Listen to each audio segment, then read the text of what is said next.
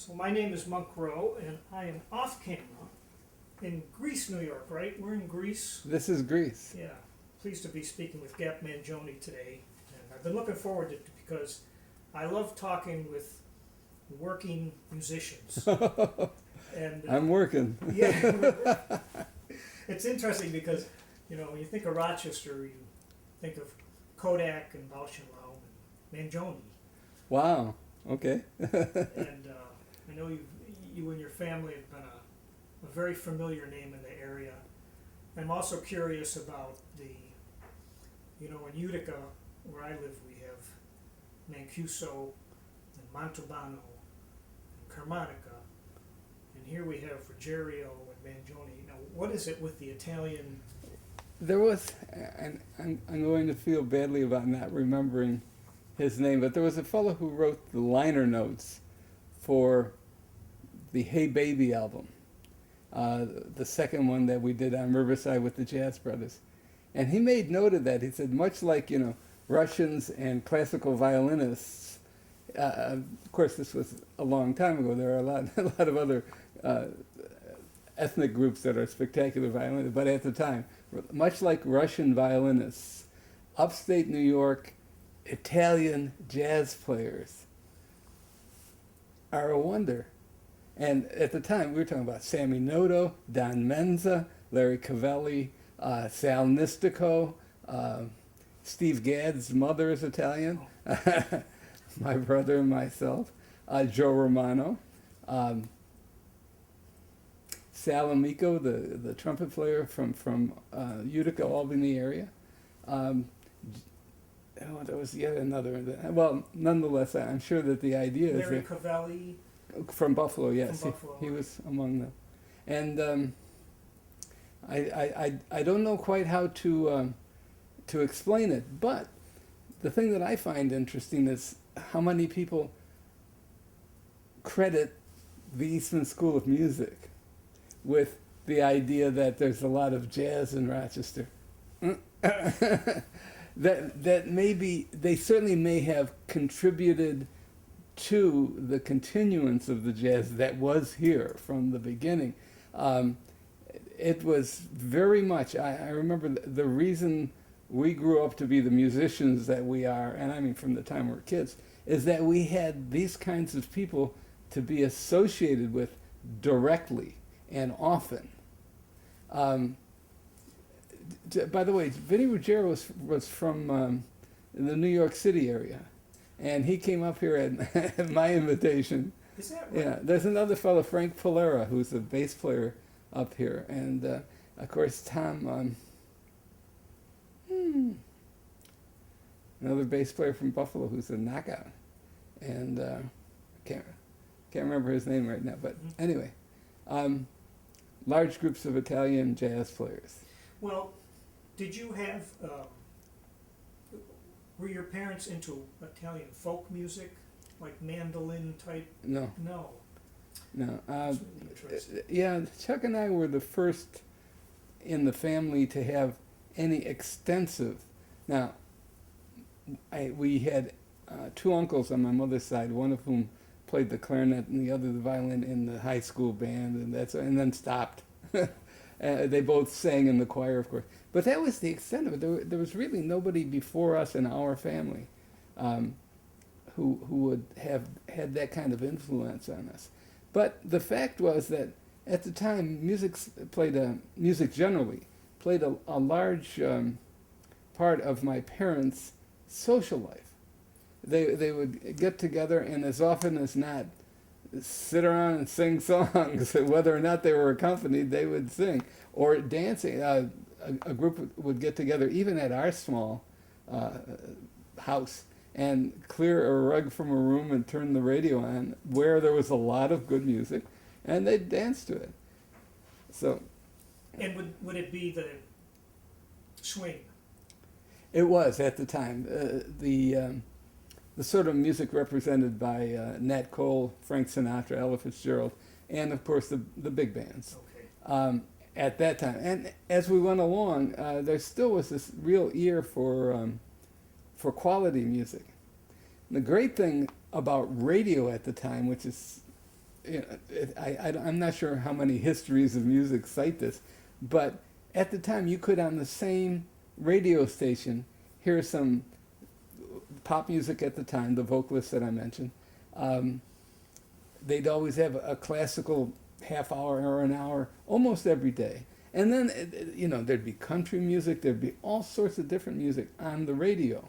And as far as the alternative to that, it was mostly kind of radio soaps. So we were happy to turn the music on. I noticed that in looking at the Billboard #1 charts, and from some of those years are so interesting, the early 50s, because you could have Mitch Miller, Oh yeah, followed by Elvis Presley, and then Sinatra. mm-hmm. And as if you're saying you had fewer radio choices, then, like it or not, you were going to hear it. Right. Interestingly enough, the street that we lived on was called Martin Street, and a block up from where my father's grocery store was, a street called Elmira Street. And on Elmira Street was Mitch Miller, and his family lived there. And he, of course, by the time I was around to any extent, had become successful and moved away, but his mother was still there. I didn't know. And his, I'm pretty sure a sibling or two lived in Rochester. I'm not sure that they were on Grants, but his mother was there. Mm-hmm. Now, I've read that your father in particular was very supportive of you and Chuck. But did your interest come first and then he picked up on it? I think two things happened. One of which is he was interested in music in the ways that I've described. Yeah. Then when he saw our interest in music and our interest in specific sorts of music, then he made a truly special effort. And I shouldn't say just my father and my mother, they were both, I can remember my mother driving us around with my accordion, which was too heavy for me to carry, but not too heavy for her to carry. And, to whatever musical things we were doing. The other thing was that, and I always mention that we do usually a half dozen or more outdoor free concerts every year, mostly with my big band, but as often as not with a smaller group. My father used to always find something of that sort, whether it was a concert band in the gazebo or a marching band at a parade. We always got to hear there was a country and western band who had a kind of flourish around Rochester, and we get to hear them a lot. But we were really exposed, and I think in an important way, excited by that. I can remember it was usually on a holiday, a patriotic holiday sort of thing, where there was a band of some sort playing, whether it was marches and the usual mazurkas and waltzes that comes from playing with a concert band, or something special. The services, even then, were sending out representative bands. The armed services, I should say.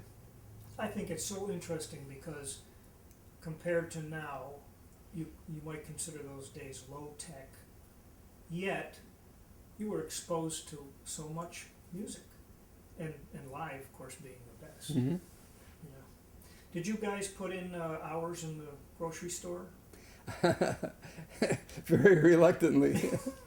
we did. We were, I think, not very good assistants in the grocery store, although there were, the returned bottles that needed to be sorted and the stock for the shelves and all that sort of thing. So we did do that, yes. But we were never enthusiastic. I think that's one of the ways that we kind of got encouraged to practice. Okay. Because there certainly were some other things that they were willing to have us do, i.e. work in the store. Right.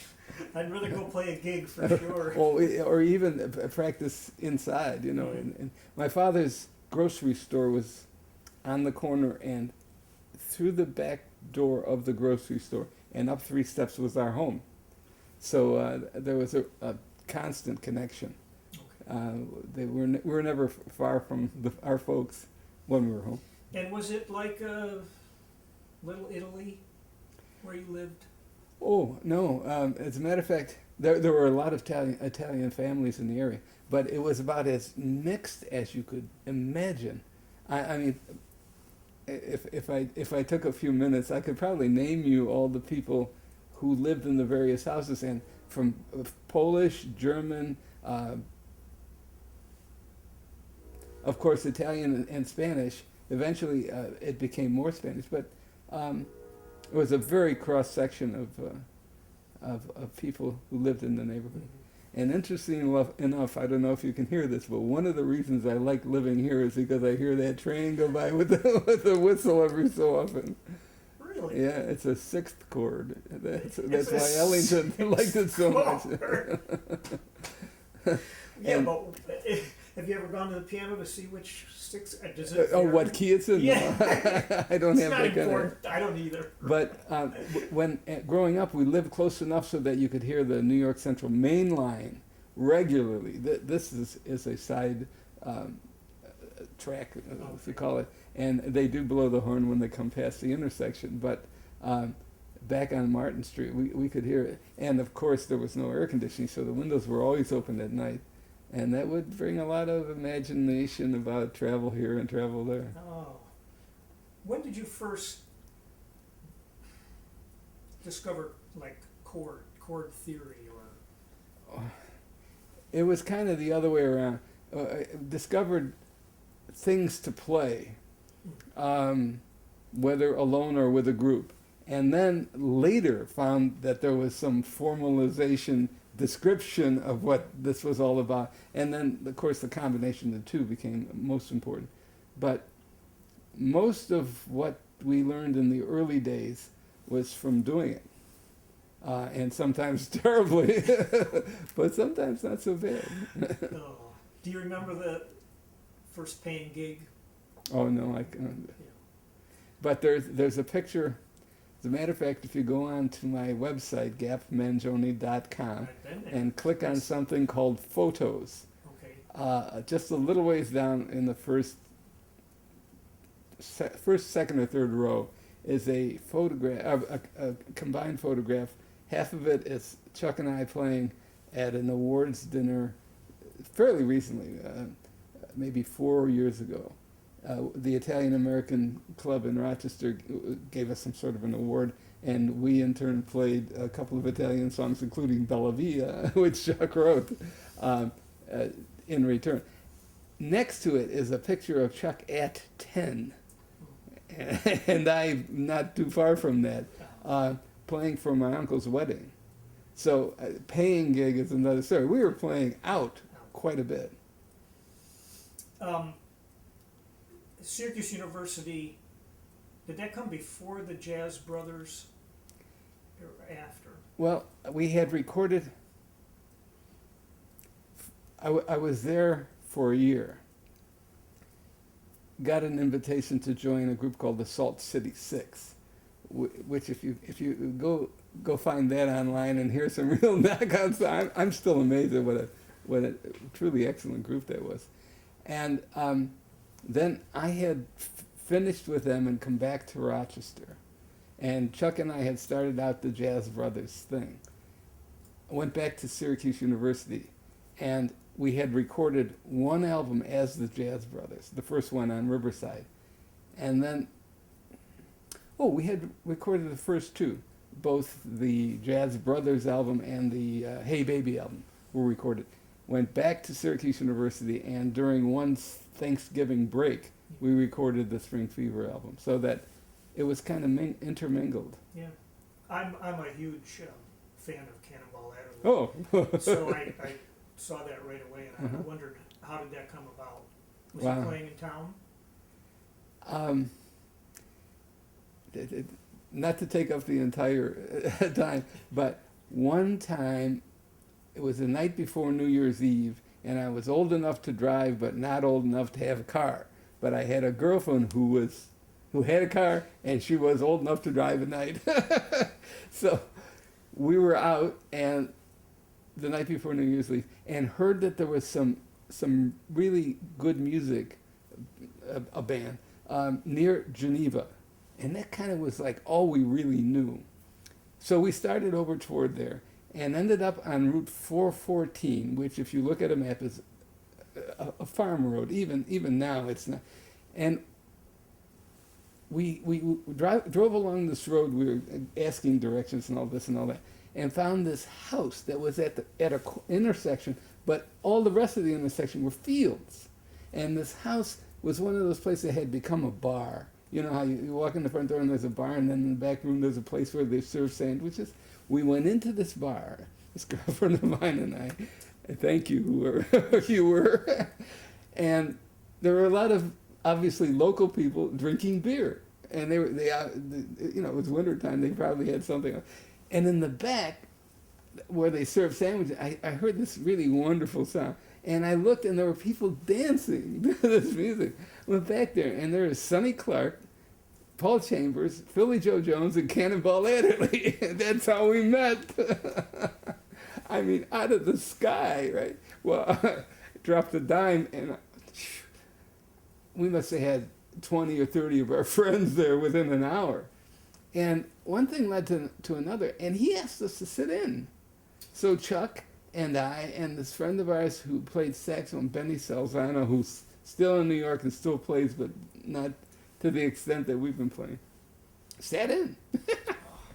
And years later, and subsequent to that, I got a phone call at the Pith Hut. Like, he didn't even know where to find me. I came off the Bandstands for You, and it was Cannonball. He says, can you get out of the recording contract that you were in? Well, at the time, we had put out a single on the Manco label. We made that up, the Mangione Company label. And I said, yep, we can get out of it. But much later, subsequent to that, I remember asking Nat, I said, how did Cannon know about us? Did he, you know, the record? He said, no, he says, he remembered you from that session. That is just a great story. How do you suppose they ended up in that place in the middle of nowhere? Oh, Philly Joe Jones, excuse me. Philly Joe Jones owed some money to this fella who owed the club. And I'm not going to say anything else about it than that. But essentially, it was Miles's band without Miles. And they went there and played the weekend of New Year's Eve. Oh. Yeah. Cannonball was quite a guy, wasn't he? Oh, just as special and as, you know, I know the word beautiful has gotten to mean a lot of different things, but he was all of that. He was really as caring and as warm and as conversational and always jovial. Some of the funniest, and we could tell stories for a very long time, but those kinds of times together were just so spectacular. And then, of course, he certainly turned our musical career around. We had the opportunity to have dinners together on occasion. Very quickly again, we're in Canada, in Toronto. He had played a place, the Le Coq d'Or, the golden whatever, golden chicken or something. Anyway, finished over there, and we went to a restaurant that was open later called the Town Tavern, where Oscar Peterson was playing with Ray Brown and I see, was it Thig Pend or was it still Hervelis? I can't remember that part. But we sat and ordered dinner, and of course listened to Oscar, just as incredible as he always was. And Cannon ordered like a steak and potatoes and salad and so on and so forth, and we had dinner. And quite some time later, the waiter came around and asked, he was about to pass out the dessert menus. He says, can I bring you anything else? And to Cannon, he says, yeah, I have another. He said, another what? He had another steak, the whole thing again, and finished it rather casually. Then we ordered dessert. So his name was His name was Cannon. I know. I remember. Wow. Well, let me fast forward a little bit, but Please. Yes. Was there a point where you made a conscious decision that I think I can make a living in music? or did it just sort of fall into place? As a matter of fact, I think Chuck and I both, although he did teach for a while, both in terms of semi-private or private lessons, and then, of course, he started the jazz program essentially at the Eastern School of Music. I think both of us had the idea that we would play until it didn't work out so well, and then we'd get a regular job. So far, so good. There was never okay, we're going to go for this or we're going to do that. The kinds of things that happen when you have a recording session and when you have the kind of recordings that we did, we ended up, doing the Randall's Island Jazz Festival, opening for a program that included Miles and Coltrane and Duke Ellington. And we didn't know enough we were too young to know enough to be scared. We shouldn't have been there.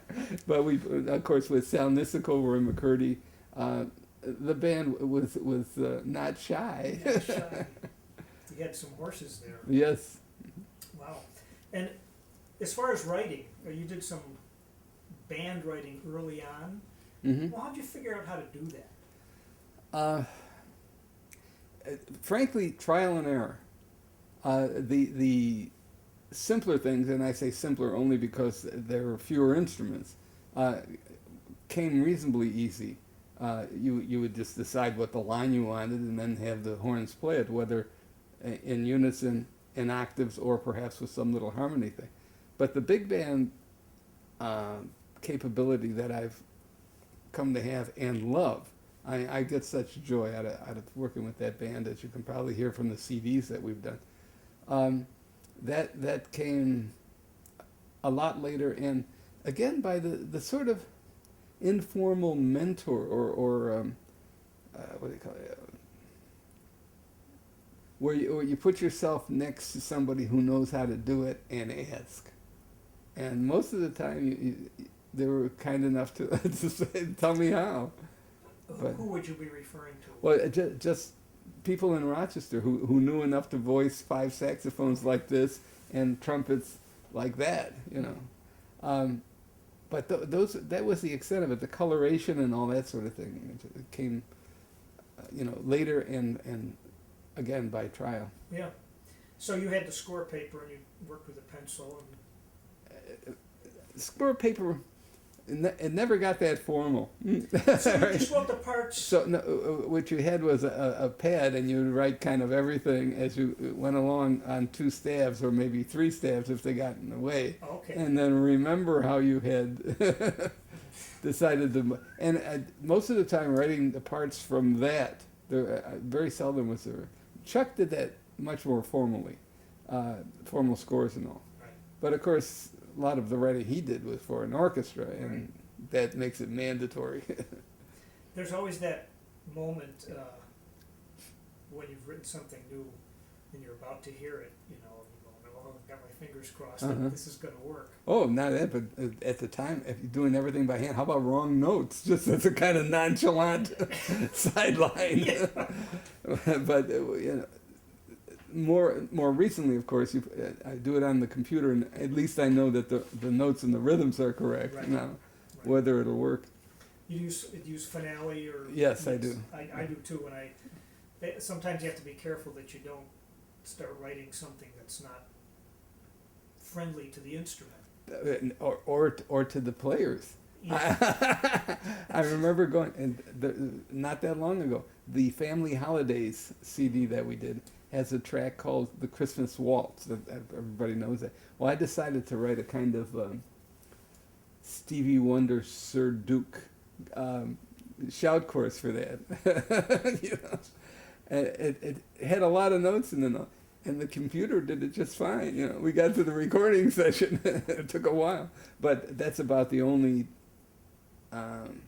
rehearsal that we've ever had with the band. The rest of the time, I mean, these guys are really such honchos, the guys in the band. Yeah, I was going to ask this question later, but let me ask it now. When you put a band together and you're looking for sidemen, I mean, you obviously want people who can play. Is there other qualities you look for in your people that play with you? The main thing is that they're spectacular players, Mm-hmm. and I've been so fortunate to find a number of them that I've been able to use. And the other is, I really need a kind of special instrumentalist who can play in a variety of styles, because if you listen to any of the recordings that I've ever done, the Jazz Brothers was pretty straightforward, but after that, it always went in a number of different directions, so that there's some pop orientation, there's a lot of straight eighths rather than swing time.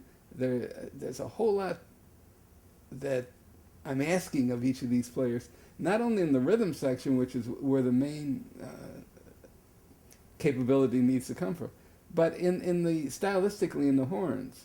I know who to call on in the saxophone section to play a solo on a particular piece from the kind of special capability that they have. On the other hand, on every one of these CDs, Jerry Nywood played. In that case, I didn't have to decide. Yeah. No worry there. Right. Well, and when I ended up with a just saxophone section, Pat LaBarbera, Andy Weinsler from Buffalo, who's our main guy, Jerry Nywood, and either Nancy Boone, who's wonderful, or Ed Hickett's played on one of the CDs, and just great players. And I had the good fortune to have Steve Gadd come and play most of them.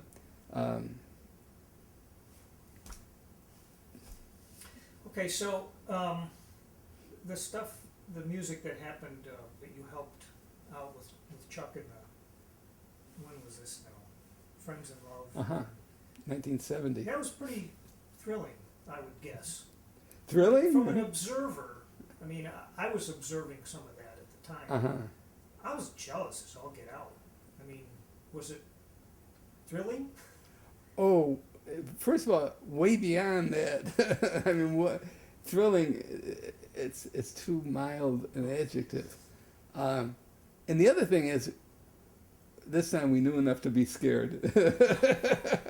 We were going in to play with an organized. In other words, we didn't hire all these people. This is an orchestra, and at the time, there was a kind of attitude that came from a lot of orchestras, and they weren't interested in this. I don't know where these guys come from, and the music was written at the time, to the extent that we were still copying parts and never completely rehearsed the program. We played some music on that Friends in Love concert that we hadn't run through. And that was a time, again, when we were writing the parts by hand with all the scary things that could happen with that. I could just picture you writing the viola part, like, what is it, alto clef? Yeah. For one thing. And then, bless you, Mom, I'm going to tell the story. It was 3 days before the concert, and it's hard to describe the house that we lived in on Martin Street, but it was really small. And we were putting pages and pages that hadn't been taped together, and oboe this and bassoon that, and fortunately you can sometimes tell the viola part by the clef, but try to tell the difference between an oboe and a flute part anyway. To make a long story shorter, there were some people coming over. She decided to tidy up, so she put all the music in one pile. And actually, we never said anything. We just kind of looked at each other and said, "Oh my goodness," and went to sorting it and trying to pull it back together. But she did. Well, the planets aligned. It is. So. Yeah. And to go back to that performance, there were things that happened that I still can't believe happened at that performance. I mean, the kind of truly spectacular playing that went on. We had brought some of our henchmen with us. Al Porcino played lead trumpet. Bill Reichenbach was in the trombone section. Of course, Jerry Nywood. Steve Gadd, Tony Levin. These were not... what would you call it? medium players. Right. They're all killers, but the and of course combining the music that Don Potter and Bat McGrath represented, plus everything in between that went down, and again this kind of turn in another direction.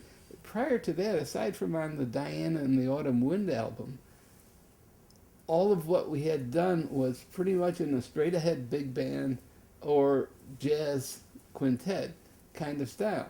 Now, in '68, we recorded an album of mine, Diana and the Autumn Wind, with a kind of traditional big band, 3 trumpets, 3 trombones, 4 saxophones who doubled marvelously, and a couple of French horns, vibes, Mike Manieri, and Tony Levin and Steve Gadd met for the first time in that studio. And it was a real change in terms of what the music was. They weren't like jazz straight ahead pieces. This was something quite different. And it included some straight ahead playing line. And of course, the Friends in Love album, or the Friends in Love concert and album 2 years later just exploded and completely went to these different directions. Mm-hmm. So the whole idea of that, quote, third stream jazz, which was around for a while, that was represented by Gunther Schuller and the modern jazz quartet on occasion, trying to merge these two truly different musical forms, came together in a way, and with some musical forms that they never even thought about. I mean, they were thinking about straight-ahead classical music and straight-ahead jazz playing and kind of like mingling them. This was like, let's do anything that comes to our minds, and some of the things that came to Chuck's mind were really marvelous. Do you know where the song "She's Gone"? How did that evolve? That's just one of the. It's a beautiful, intense composition. Yeah, Chuck wrote that in the mid to late. No, oh goodness, he wrote it. I remember playing that in about 1963, 64. So it was substantially before we recorded it. And again, I can't come up with a particular date, but he was involved with a program that they had at Eastman School every summer called the Arrangers Workshop. Rayburn Wright conducted that. And as an assignment, he had to write a string orchestra piece. So he used the melody "She's Gone," which we had been playing for a while. Joe Romano played it on tenor saxophone. And then he wrote that spectacular string arrangement for it. Later, words came, Don sang it, and again with the string orchestra. That is a very intense. How could you not be what I dreamed you would be? Wow, how could you? So, as musical styles changed, and you're a working musician, how much do you have to be aware of that, and sort of buy into it, and figure out how to stay with the current tastes? A couple of things. One of which is the buying into it and staying with the current taste has never been part of what I had in mind. I have, over the years, discovered some music that I find truly attractive and like to play. One of which is a style, any style of music that has to do with a shuffle kind of feeling. You know, shuffle me for the rest of the afternoon and I'm good, right? I agree. So, from there into Motown, into all kinds of blues orientation and all that, that's the thing we're doing now. But it wasn't a long stretch for me to get into a lot of what was fairly popular music outside of jazz. But I tried to bring to that the same kind of creativity and inventiveness and muscle and joy that I was involved with in playing jazz or playing the things that Friends in Love represented.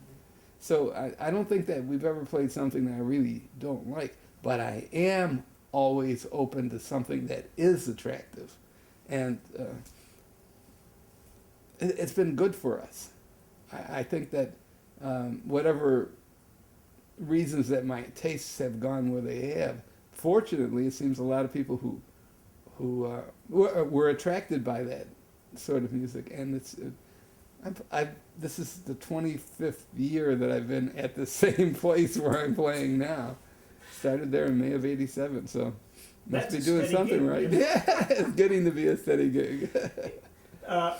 Did you ever? I do some of that myself. And one night, I kept track of all the songs I played, Mm-hmm. just to see what it was looking like. Have you ever done that? I mean, what's your repertoire mostly like when you play solo? Oh, wow. It's really, again, a cross-section of things that I've recorded, which in many cases is a cross-section of musical styles that's pretty wide open. Mm-hmm. I mean, to play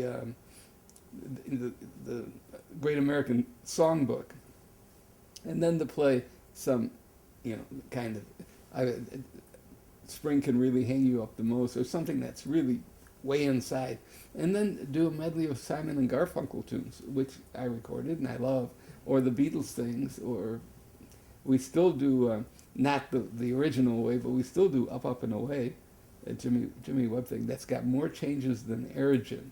This is a very hard song and goes so many places. Often we've gotten it together with a quartet, but if there's a guy sitting in and during the middle of the song, my song, no, I think I'll pass. So it's not simple or unchallenging music, and I love it. The big band. A quick story. We were hired recently to play for this fellow's 90th birthday party with the big band. So I naturally went through the charts and got everything, the old Ellington things, the Mooch, Jeeps Blues, and Sentimental Journey, all the older songs that I could find in the book. And we started the first half of the thing while they were having dinner, and then someone came out to dance. And then about that time, this fellow's 6 granddaughters from California, all of them taller than me, blonde, beautiful, what's the word, stacked? Okay, that'll do. And drunk. Don't you guys know anything fast? Well, we hit with Sir Duke, knock on wood, and bang, bang, bang, and they were yelling and dancing and having a great time. Total success as far as I'm concerned. Uh-huh. Because I love to be able to have in a when we play the Glenn Miller style thing or the Duke Ellington or whoever, we play it right. When we play that other stuff, we play that right too. We're not it's like a bunch of guys who got the charts out and tried to make it sound like, you know what I mean? Yes, I do. And that's where it's at. I take great joy and pleasure and pride. I mean, we play a bar mitzvah, not a bar mitzvah, but a Jewish wedding. We not only play the chords, but the woman who sings with us sings it in Yiddish. But that's the same kind of focus we applied to the Miles things, to the Blakey things, to the Cannon things that we were doing as kids. So that if you're going to be intense, yeah, let's be intense. Let's get to what needs to be done and do it marvelously. Well said. And thus your successful career, I think. Well, I still make a living. Yeah. Is it has it gotten harder over the years? Oh, I would not want to be starting out now. Oh goodness. A lot of the reasons we get considered for important engagement is our reputation and, of course, the fact of our music. But if I were trying to create that now from start, the music business has just so exploded in some good ways, but in too many not so good ways, and become fragmented. At the time that we were coming up, there were 5, 6 major jazz labels, and that was it. They were pretty. And if you got got involved with a jazz label, an important jazz, you were okay. I mean, you would be signed and paid for, and a lot of them were for scale, but nonetheless they were for scale. There's so much going on now where there's no fees involved with too many of the performances. There's no fees involved with too many of the recordings, and so therefore, how else can you make a living playing music if not by performances and recordings? And that's being shoved into the dustbin by the majority of people who are going out there and playing for free or recording for free. Is technology, the internet and so forth, partly responsible for that? Well, I'm sure. On the other hand, how would I have distributed those 3 albums successfully? I mean, the first 2 paid for completely, and we're well on the way to doing that with the 3rd. Nobody has taken a bath because of one of my recordings. That's saying something. And everybody got paid, and full vote for doing that. I hear I read that you also did a bit of TV work with your. Oh, that was a while back. Yeah. When I came off the road, came back to Rochester and settled into a couple of pretty steady jobs. The TV station here talked about a series. It was called Gap's Generation. Yeah. And again, the cross section of people that played for that, from rock bands to Chuck. I was that for one side and the other. Catherine Moses, who's a wonderful flute player from Toronto, had a group down. Duke Jupiter, a really rockin' band from Rochester. Yeah. And we did a series of, oh my goodness, I guess there were as many as 10 or a dozen of them. I see. That was fun. And my man, Ramon Santiago, did all the, he's the fellow who has done the artwork for the cover of the last 3 CDs. He would have done the cover for all of my CDs except that until the last 3, I wasn't totally in charge. He's a wonderful artist whose artwork it's important to know. Do you listen to a lot of music? Yes. I listen to a lot of music that I don't perform, so that I'm often listening to a classical station. I've really, I mean, there's so much of that I love, and I don't want to be without. and again, it's a cross section of styles, from piano music generally, to orchestral and great. I'm only sort of into opera on occasion, but aside from that, classical music, yes. And then it's always fun, especially when you're driving, to see what's going on these days. Find a station, although it's harder to do, find a station that's playing not only the most recent releases, but some of the classic releases. Mm-hmm. And of course, there's my own collection here. Yeah. Are you a practicer? Am I a practicer? No.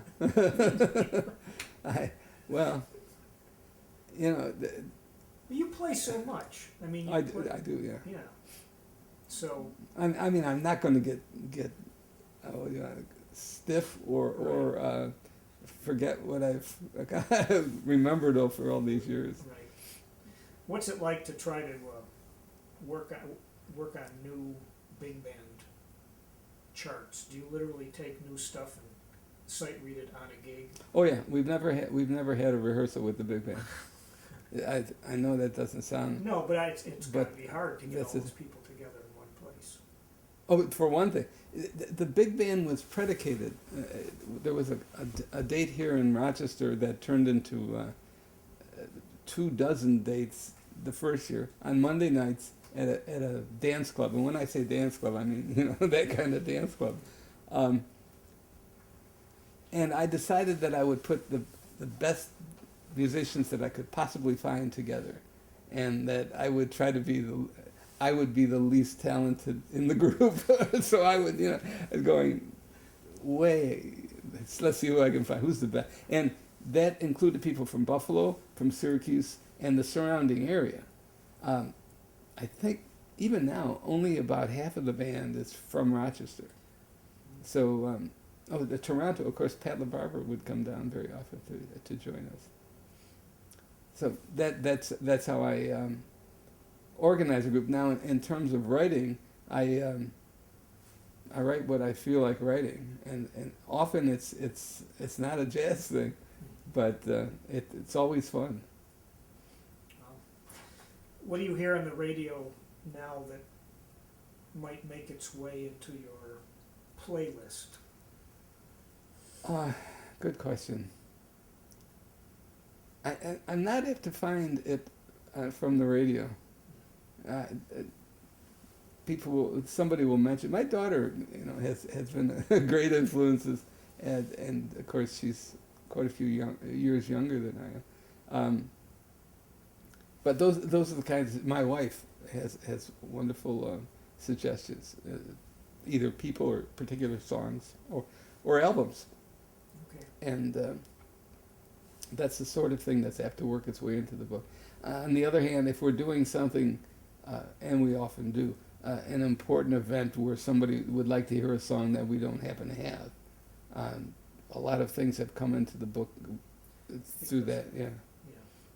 And I have a good time. I mean, that sentimental journey chart that I remember mentioning came because this guy who owns about 14 hotels in the area had his 50th wedding anniversary, and that was their wedding song. And I have a really fun chart on Sentimental Journey. I would never have played it with the band, but I do now.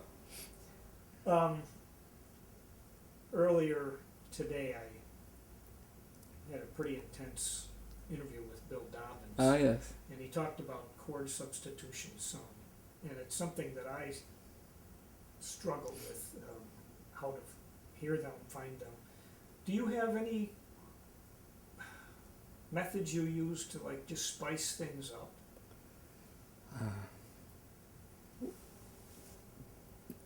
In the context that I usually play, and that is my new blues band, which is a guitar quartet, guitar, piano, bass, and drums.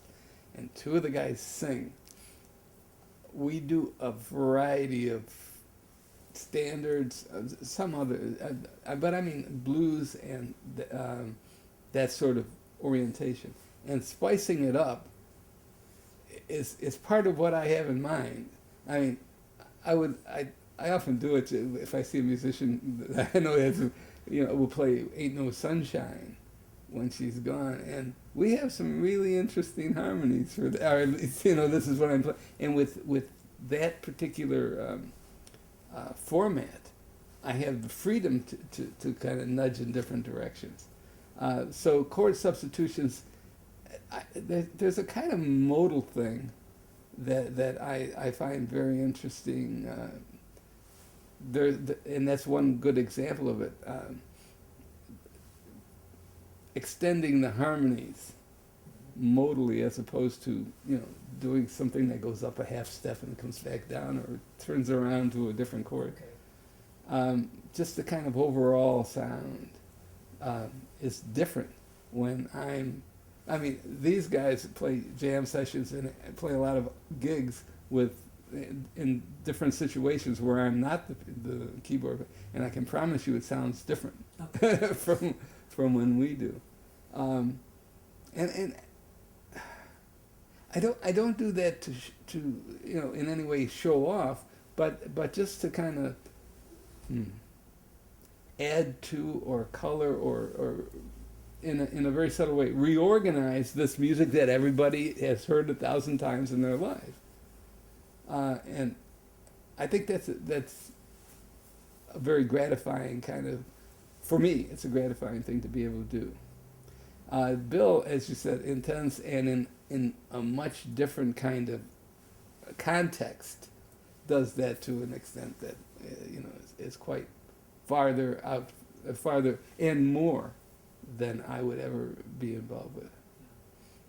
You have any opinions or take on jazz education?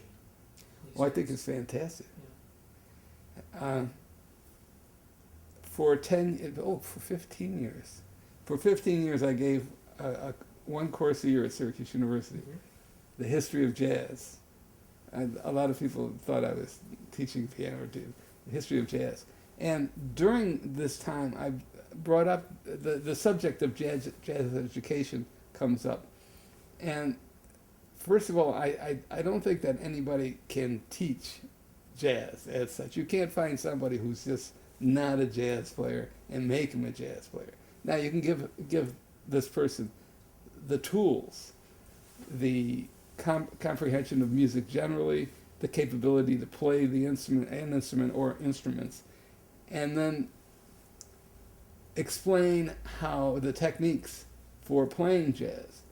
But I think that if you're a good player, you'll become a good player, and this will help you do it faster. But I don't think it can create. The other thing I explained to these people is that I said, do you know how lucky you are being, even here at Syracuse University, in a jazz, they had a jazz band and they did this and that. And of course, at Eastman or some of the other major schools with jazz program, lucky to have this sort of opportunity. First of all, it came about with Stan Kenton and his jazz summer camps, where he would take the band, probably because they didn't have that many gigs, bring them into a college and hook up a performance, person-to-person connection with the guys in the band and the students, and make a tour out of it.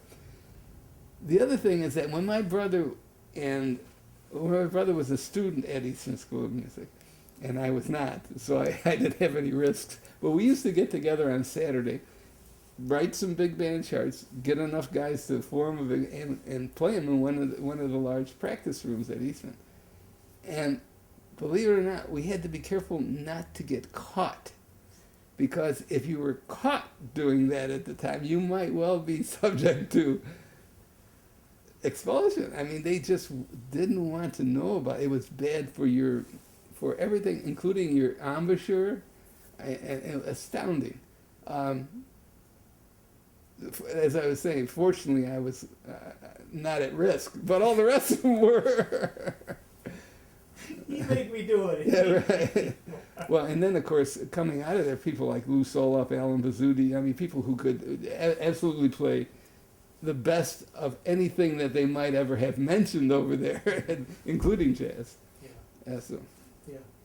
I know Don Menza said the funny thing about Fredonia. He said playing Dixieland was a misdemeanor and playing bebop was a felony or something like that. Oh. Yeah, it's not always had a big welcome at least as things went along, it changed. But there was a time, as recent as the 60s, the middle 60s. Well, now that might sound like the Stone Age to some people who might be watching or listening to this, but it just wasn't that long ago. Yeah. And then, of course, almost within the same breath, I would mention this was in about 1985 or so. So it was only 15 or 20 years earlier that I was talking about. But then I would mention some spectacular and wonderful, from Louis Armstrong to Duke Ellington to Nat Cole, all of whom had major run-ins with racism that included guns and bombs. And I'd say that, do you realize how recent this is? And at the time, do you know that only within, I mean, it couldn't have been 5 or 10 years at that time, that they had made, what I don't quite, it used to be against the law to have a mixed marriage in Mississippi, right? And that recently that they changed that. And I mean, the sense of history is so very, very important to understand not only the music that was created, and some of it, it's just, most of it is miraculous, but under the circumstances. Did you ever run into any racial Yes. issues. Yeah. How I was at Syracuse University early on. This was the first time I was there, and a group, bass player, drummer, and a singer, came through to play at Syracuse University, or at a club in Syracuse. Heard about me and hired me to play the gig. They were going up to a place along the St. I think it was Malone or Potsdam or somewhere up there, and the following week. And since it was the break, the semester break, they asked me to come up, and I did. And the first thing we did was try to find a hotel, and we kept getting turned away. One of the times, and this was not that long ago. One of the times, the fellow said, "If you want to stay, okay." But we ended up staying in Canada. And had to come across the border to play the gig. Now, fortunately, that happened that short time. But on the other hand, a whole lot later on, well, I don't want to talk about incidents, but fortunately, never professionally. We didn't, it never came up against it. You can't come into the club. You can't. Finding accommodations could sometimes be a little bit of a dance, but even at that, we always did. Yeah. But of course, we got away with it. We were the next generation. The older guys faced that all the time. Did you ever have any trouble as far as being a leader? Yes. Trouble with a capital T. Club owners and all. I interrupted your question. Well, I wasn't sure how I was going to end the question, but just being a band leader can be a chore. Not only that, but it's hard to explain how complicated it is, especially if you're essentially I'm it. I get the phone call, I negotiate, salesman, negotiator, legal guy who sends out the contracts, collects, et cetera, et cetera, et cetera. It's mind-boggling. And then a big band might have, as mine does, 15 or 16 players at a time, sometimes a little bit more. But they're not always the same people, so that there might often be as many as 22 or 23 people on the itinerary. And I have to make sure that the right people. Only once did I follow up. I had too many saxophone players at a job at the Newport Jazz Festival. Comes through and used to play at Cannonball nearby, and that was. But so far, it's not easy. And then on the bandstand, I have to try to play well. I have to be sure that what we're going to play is the right thing to do. I have to conduct most of the charts that I write and that we play don't have front, middle, and end.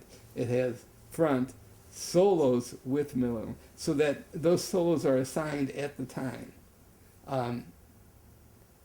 And I also have mic'd the band, and here is the mixing board. So, on your left is the mixing board. Right. And now who moves the gear?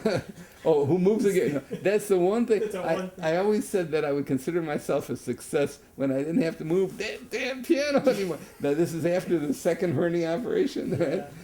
Fortunately, we've gotten there. I can't I can't do that anymore. It gets heavier every Oh year. yeah. But there's so much to do, and then not to say anything about the interaction among the players in the band, which I don't miraculously I've never had a problem with, but I know that in other groups there certainly have been. So Yeah, you don't have to be a den mother on top of everything else. that's right. Wow. And of course, you always want everybody's cell phone number in your pocket just in case they don't remember. Some things have gotten easier to help out. Yes, yes, yes, of course. Oh, yeah. Yeah. Mm-hmm. Yeah, there's nothing like that feeling of where's the drummer? Oh. Mm-hmm. Gee. And interestingly enough, you've been sampled Oh by some yeah. rappers. I it's hard for me to even talk about that because I don't know all of the music that I'm sampled on, but on at least the 4 or 5 most famous ones, I can't play that for anybody. I mean, that's filthy. Oh, Have you you heard can't. them? Oh, I see what you mean. Well, what happened was that it started with this guy called J. Lib. I think that was his name. And he got into using a piece of my Diana in the Autumn Wind. But what he did was he took a 30-second piece and looped it so that in the case of that track, my music was on the entire track. Now, Chuck has been sampled by a lot of very famous rappers, but usually Snoop Dogg, and they usually take a small, maybe 15 seconds, and tuck it in somewhere, and then that's the end of that, and it's small, comparatively small. But when you that makes the track half mine when I'm on the whole thing. So that happened first, and then this fellow, his name is Talib Kweli, and I have to admit I never even had heard his name before. But I find out he's famous. He's most deaf. And to make a long story short, he did the same thing. Took a short section, made it underneath the entire rap, and asked for his organization called and asked for permission, and we worked out a deal. And then I didn't hear anything for 4 or 5 months. I figured, well, probably missed the cut. Thank goodness for the internet. I look up the most recent Kweli album, and guess who's on it? Hello, New York lawyers. So we got that straightened out. But then he went out and sold 500,000 of those. And then Gorilla Black and People Under the Stairs. I love that. P-U-T-S. And what's the name? Ghostface Killer. There's at least 6 or 8 of them that have sampled substantial portions of Diana in the Autumn Wind. Now, why that one? Who knows? That was just what I was going to ask. Well, the even wilder thing is that was something that I kind of organized and recorded and put out, and there weren't more than 500 copies of that LP printed. Let alone however many years later somebody found one somewhere, and but they've gone from being maybe $50 or $60 or $100 a copy. The originals. Oh yeah. Do you have any yourself? I do. That's good. Yeah. That's so, and well, that's so of course. interesting. Well, I think that song, that version of it, captured a moment. I mean, it captured a sound that was happening in that time. oh, the Diana. Yeah. Oh, I absolutely. think it did, and I would guess has something to do with why they've zeroed in on that. Well, they used at least 4 tracks from the album. One of which is "Boy with Toys," which I think is a really one of Chuck's best. That's the one with Jerome Richardson on soprano saxophone, and just great players. Does that go back to that thing he did with the Paul Klee paintings? Yes. Chuck, there was this fellow, his name was Roger Karshner, who was a fairly big deal pop producer. He had a group called The Outsiders, and Chuck did a lot of the horns and stuff behind that. Those were some fun dates. But he asked Chuck to do a group of songs that eventually had words to them and all. It was a vocal group with kind of folk music, drums and bass behind it, and guitars. Yeah. Called the National Gallery, which existed only on that album. And Chuck wrote a group of songs, including Diana in the Autumn Wind, Boy with Toys, Pond with Swans, and Long Hair Soulful. Those are the 4 that I remember vividly. Yeah. Paul Klee. And subsequent to that, he did them in a different style for the recordings that we did. Right. I actually have that record. Oh, you do? The Diana or that both. Oh. Yeah, I think I have. Subsequently, 4 of those tracks from the Diana in the Autumn Wind album came to be part of the sing-along junk album that was my first on Mercury. Mhm. But how lucky can one get? We talked about players. That band consisted of Snooky Young, Louis Soloff, John Faddis. That was the trumpet. And Marvin Stamp. That was the trumpet section.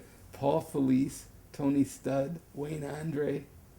That's the 3 trombones, and then Frank West, Joe Farrell, Jerome Richardson, Mike Vinieri, Tony Levin, Steve Gadd, and Jimmy Buffington and Earl Chapin, 2 of the best horn players that ever existed, right?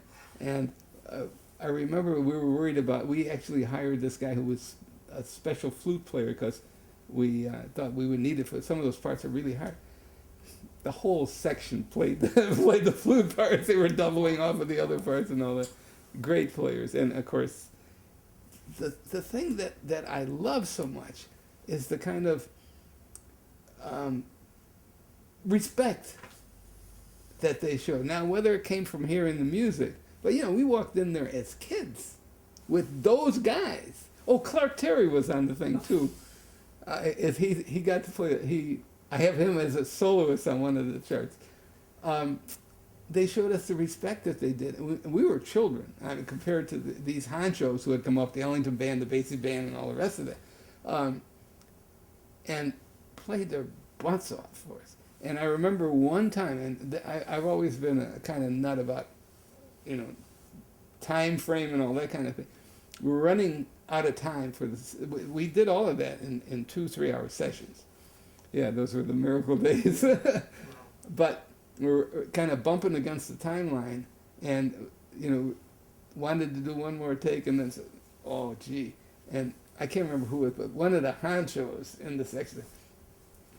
You said go for it? Yeah. Wow.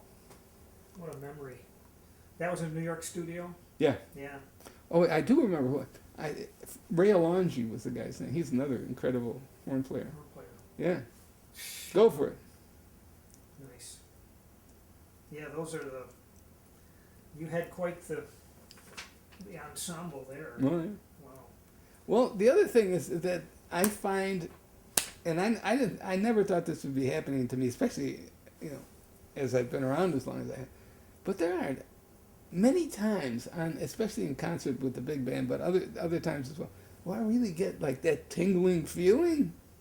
Yeah, I said, wow. And, okay, that'll go away. Okay. But it's just wonderful, and I think it's part of the reason that I've been reasonably healthy and joyful through my life. Mm-hmm. Of course, family and other aspects, but Yes. nonetheless, from the music part, I find that groove. Did your kids feel there was something special about you making a living as a musician? Oh yeah. Well, there was a time when they were, let's say, 5 and 7 years old, and their mother and I had parted, Mm-hmm. so that there were regular kind of weekend visits, but there was always that time in the summer when we'd spend a month together, and it was during that time that I was either on the road on tour with my own group or with Chuck and an orchestra, and they of course were there too. Never did I hire a babysitter, find somebody who would look after them. Non mai, as they say in Italian. Not never. There are so many concerts that they spent with their chair right next to the piano, up on the top, in Las Vegas. 1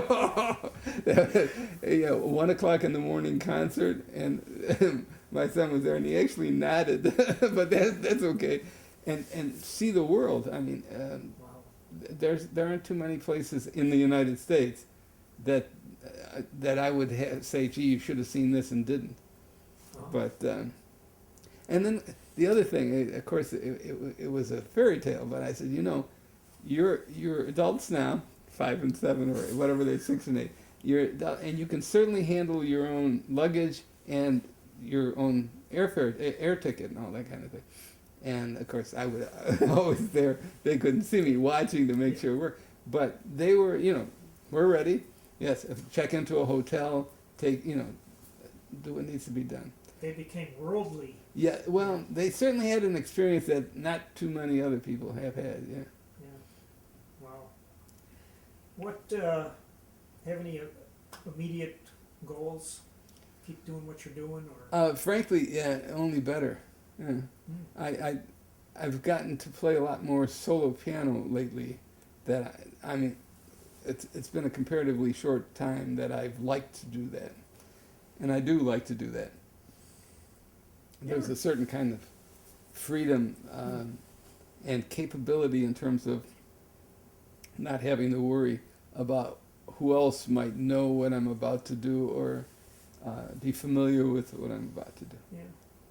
And the other thing is the reaction to it. I think that there's in the situations that I get to play solo piano, there's a kind of recollection of people playing solo piano in social situations, and an appreciation for. So it's the kind of playing that I do in situations that there's a place here in Rochester called the Valley Club. It's been around since pre-1900. Once in a 1910 encyclopedia, I looked up Rochester, New York. Well, first of all, encyclopedia had nothing on air travel, jazz, cars, none. Rochester, New York, Eastman Kodak, Bauschelon, the Valley Club. Right? That's how august it is. So I played there a series of solo piano things this past summer. And it was astounding. The cross-section demographically. I mean, there were people who really been around for a while. And there are a lot of, their grandchildren. But uniformly, there was something different and unique about this experience of, being at this really elegant place, dining usually. But to have the kind of music that's not just part of the wallpaper, but works in that context. And it's been the feedback that and of course, you get that kind of feedback, can't help but make you feel joyful, especially when you're playing something worthwhile. Right. That's a real skill to be able to play artistically and yet fit the venue. Mm-hmm. Be not interesting, be exciting, but you don't have to be loud. I mean, that's a lesson that the quartet that I play with. I mean, there are times, let's say on a Friday night when there's a wedding at the hotel Saturday, and Friday night everybody's come in for the wedding, and about an hour before we're finished playing, they're ready to go, right? ready to go. And we'll knock their socks off and set their ears back because, I mean, we can get heavy and loud, That seems to be part of what but for the longest time, they would serve dinner to these 4 tables of people who were on the same platform, the same bandstand next to us. No problem at all. This was, of course, earlier in the evening, not So during the rock and roll. Yeah. But to have that capability, I think that so many important aspects of I don't know what you would call the chorus, like how to make a living as a musician, but things that people just don't take into account. Things that I learned from Dizzy. I mean, oh man, I always knew that he was having a great time because he would let you know that he was having a great time by what he said, by the way he acted, the way, and I'll think of at least 3 other examples of that. But the idea that you're going to kind of like have this, here I am, either too quiet in terms of your demeanor.